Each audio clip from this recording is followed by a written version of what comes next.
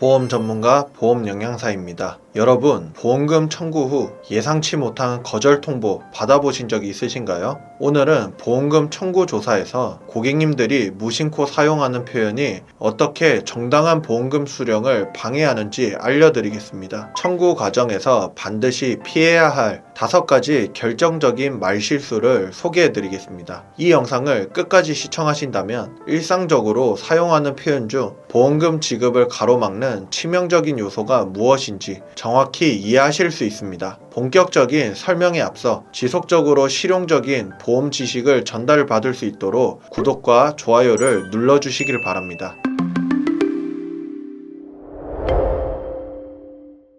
고액의 질병이나 상해로 보험금을 청구하면 보험사 심사팀이나 전문 조사인이 직접 연락하거나 대면 조사를 진행합니다. 이들은 친근하게 접근하지만 본질적으로는 보험금 지급 여부를 결정하는 평가자라는 점을 인식해야 합니다. 고객이 부주의하게 던진 한 문장, 병원 기록에 포함된 짧은 메모, 혹은 수년 전의 진료 내역 하나가 보험금 승인을 좌우할 수 있습니다. 특히 보험금 평가 과정에서는 전화통화, 녹취 파일, 진료 차트, 이전 청구 기록까지 전부 심사 자료가 되므로 고객이 직접 언급한 내용은 핵심적인 평가 기준이 됩니다. 보험사 심사가 진행된다고 하면 대부분 불안해하며 이 과정에서 사실과 다른 진술을 하거나 불필요한 내용을 언급하는 경우가 발생합니다. 그래서 오늘은 보험사와의 소통에서 특별히 경계해야 할 5가지 치명적인 표현을 구체적으로 안내해 드리겠습니다. 이 내용만 명확하게 이해하셔도 예상치 못한 피해를 방지할 수 있습니다. 보험사에 언급하면 안 되는 첫 번째 표현은 과거에도 동일한 증상이 있었습니다 입니다. 수많은 고객들이 무의식적으로 꺼내는 이 표현은 보험사에게는 중대한 정보가 됩니다. 사실 예전에도 같은 곳이 불편했습니다. 이전에도 유사한 증상이 나타났습니다. 이런 진술을 하는 즉시 보험사는 다음과 같은 추측을 하게 됩니다. 이것은 신규 발병이 아니라 기존 질병의 연속 선상이 아닐까, 추가 조사가 필요하겠다. 다시 말해 보험 계약 이전부터 있었던 질병으로 의심하게 되는 것입니다. 이런 일이 벌어지면 어떤 결과가 나타날까요? 담당 의사가 진단서에 최초 발병이라고 기록했더라도 보험사는 기존 질병의 진행 또는 악화라는 논리로 보험금 지급을 거절하거나 삭감할 수 있습니다. 실제 경험을 하나 공유하겠습니다. 한 고객이 중증 디스크로 영구장애 판정을 받았습니다. 하지만 보험금 신청 관련 통화에서 이전에도 간혹 요통이 있었다는 말을 자연스럽게 했습니다. 이 한 문장이 직접적인 원인이었는지 단정할 수는 없으나 보험사는 곧바로 기왕력 특별조사로 전환했습니다. 최종 결정은 어떻게 되었을까요? 보험금 지급액은 0원, 전혀 받질 못했습니다. 보험사는 고객의 말만으로 결정하지 않습니다. 이전 보험금 신청 기록, 의료기관 진료 내역, 국민건강보험 자료, 심사평가원 정보까지 모든 활용 가능한 데이터를 종합하여 판단합니다. 그러므로 심사 과정에서 드러날 수 있는 과거 의료 정보는 예상보다 훨씬 방대하고 구체적이라는 점을 반드시 알아두어야 합니다. 불필요한 발언은 자신에게 해로운 결과를 초래할 수 있으므로 특히 과거 질병과 관련된 언급은 매우 조심해야 합니다. 만약 고지 의무를 충실히 이행했다면 우려할 필요가 없습니다. 이러한 상황에서는 오히려 더욱 분명하고 당당하게 설명해야 합니다. 이번에 처음 나타난 증상으로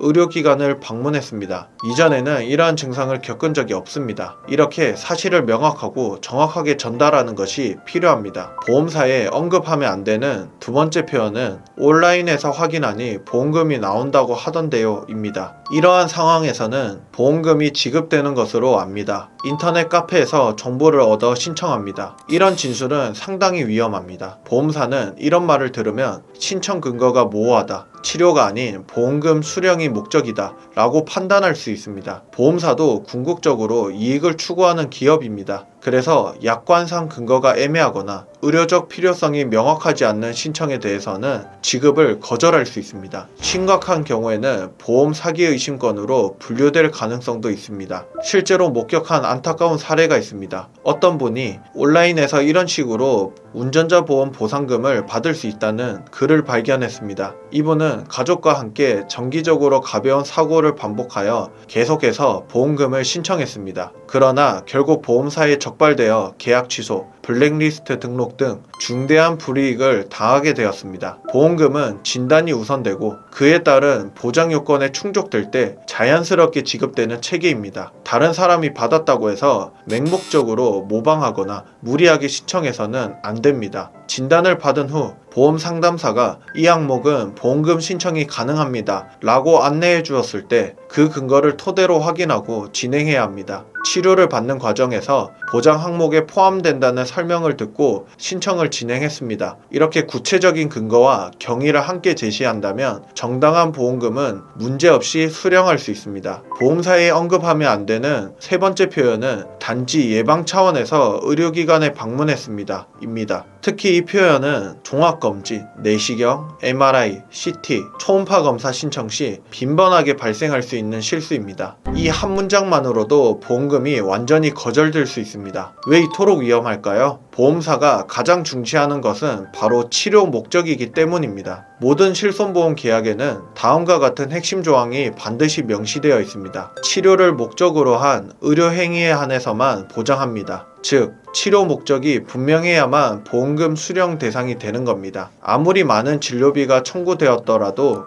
예방 차원의 검사, 단순 건강 체크, 증상 없는 정기 검진 등은 보장 범위에서 제외됩니다. 반대로 치료 목적이 확실한 경우라면 대부분 보장이 가능하므로 부주의한 한 문장으로 오해를 받는 일이 없어야 합니다. 구체적인 사례를 들어보겠습니다. 한 50대 남성이 건강관리 목적으로 위 내시경과 대장 내시경을 받고 그 비용을 실비보험으로 신청했습니다. 그러나 병원 차트와 문진표 전부에 무증상, 정기검진이라고 기록되어 있었습니다. 결과는 예상대로 보험금 지급 거절되었습니다. 보험사는 건강 유지를 위한 단순 검사로서 치료 목적이 아니므로 보장 범위가 아니다 라는 회신을 했습니다. 실제로 증상이 있는 경우라면 복부 통증이 있어서 내시경 검사를 받았습니다. 불편한 증상이 계속되어 검사를 실시했습니다 라고 구체적으로 설명해야 합니다. 또한 진료 시 의료진에게도 증상이 있어서 검사를 받는다는 점을 확실히 전달하는 것이 필요합니다. 당연히 없는 증상을 조작해서 하는 것은 절대 해서는 안 됩니다. 결국 실손보험은 진단과 치료가 있을 때만 정상적으로 보험금이 지급됩니다. 의사 소견서가 있으면 보장받는데 큰 문제는 없지만 작은 분쟁이라도 발생하면 불필요하게 스트레스를 받고 절차가 복잡해질 수도 있으므로 처음부터 명확하게 설명하면 신청 과정이 훨씬 순조로워집니다. 보험사에 언급하면 안 되는 네 번째 표현은 업무 스트레스가 원인인 것 같습니다 입니다. 본 광고는 손해보험협회 광고심의 기준을 준수하였으며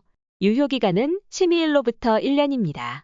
보험금 신청 시 많은 사람들이 무의식적으로 이런 표현을 할 수도 있는데 상담 직원에게는 단순한 배경 설명으로 들릴 수 있지만 보험사 심사팀에서는 전혀 다른 의미로 해석될 수 있습니다. 왜냐하면 이 표현은 보험사 입장에서 업무로 인한 정신적 질환으로 받아들여질 가능성이 높기 때문입니다. 이렇게 되면 두 가지 중대한 문제에 직면하게 됩니다. 첫 번째는 질병의 원인이 업무로 해석되는 경우입니다. 보험사는 이런 경우라면 근로복지공단에 산업재해로 신청하셔야 합니다 라는 입장을 표명할 수 있습니다. 왜냐하면 민영보험약관에는 대부분 다음과 같은 조항이 포함되어 있기 때문입니다. 업무상 재해 또는 산재보상보험법에 의해 보상받을 수 있는 경우는 면책입니다. 즉 업무 스트레스가 원인이라고 직접 언급하는 순간 민영보험사는 이를 산재보험 대상이라며 책임을 회피하고 근로복지공단으로 안내할 수 있습니다. 더 중대한 문제는 업무 스트레스로 인한 질환을 보험사가 정신적 요인에 의한 자해성 질환으로 해석하는 경우입니다. 실제로 대부분의 생명보험과 손해보험 약관에는 다음과 같은 면책 조항이 포함되어 있습니다. 고의적인 상해, 정신적 장애, 자해, 자살 등은 보장에서 제외됩니다. 보험사에 언급하면 안 되는 다섯 번째 표현은 원래 보험금을 받을 의도는 없었습니다입니다. 이 표현은 순수한 마음으로 나온 말입니다. 피보험자가 조사 과정에서 저는 원래 보험금은 생각도 안 했고 단순히 치료만 받았는데 주변에서 신청하라고 해서요 라고 말하는 경우가 의외로 있습니다. 그런데 보험사는 이를 자기 모순적 진술, 신뢰성 결여로 받아들이고 심한 경우에는 보험 사기 의심 사례로까지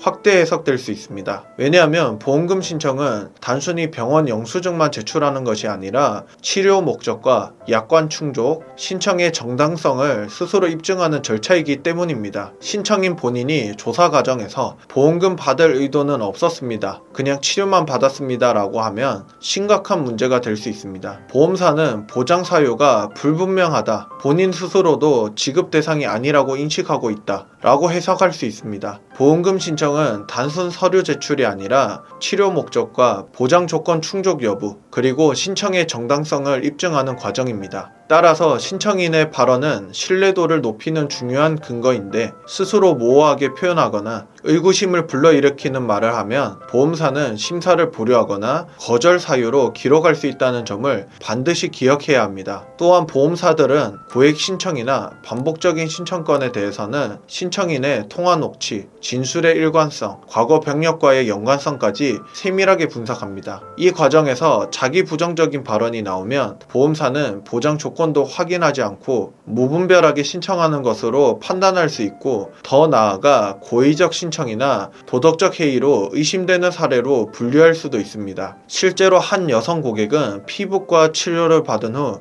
보험금 받을 의도는 없었는데 지역 모임에서 보장된다고 하더라고요 라는 말을 했습니다. 그 결과는 어떻게 되었을까요? 보험사는 치료 목적이 불분명하다며 추가 서류를 요구했고 심사 과정도 상당히 지연되었습니다. 결국 담당 의사의 진단서가 충분히 구체적이지 않았다는 이유와 의학적 필요성이 부족하다는 판단이 더해져 보험금 지급이 최종적으로 거절되었습니다. 그래서 보험금 신청을 할 때는 보장을 받을 수 있는 정당한 사유가 있었다는 점을 분명하게 전달하는 것이 무엇보다 중요합니다. 자, 오늘 내용을 정리해 보겠습니다. 보험사에 함부로 언급하면 안 되는 5가지 표현. 첫 번째는 예전에도 비슷한 증상이 있었습니다. 두 번째는 인터넷에서 보고 신청했습니다. 세 번째는 예방 차원에서 병원에 갔습니다. 네 번째는 회사 스트레스 때문입니다. 다섯 번째는 보험금을 받을 의도는 없었습니다. 이 5가지 표현이 실제로 보험금 거절 사례의 직접적인 원인이 되었습니다. 보험금은 결코 작은 금액이 아닙니다. 치료 과정도 힘들고 신청 절차도 복잡한데 부주의한 한마디로 정당한 권리를 잃는다면 얼마나 억울하겠습니까? 오늘 영상이 도움이 되셨다면 구독과 좋아요, 알람 설정까지 부탁드리고요. 보험금 신청 전에 다시 한번 확인하고 싶은 영상이라면 저장해 두셨다가 꼭 활용하시길 바랍니다. 저는 다음에 더 유익한 영상으로 찾아뵙겠습니다. 감사합니다. 본 광고는 손해보험협회 광고심의 기준을 준수하였으며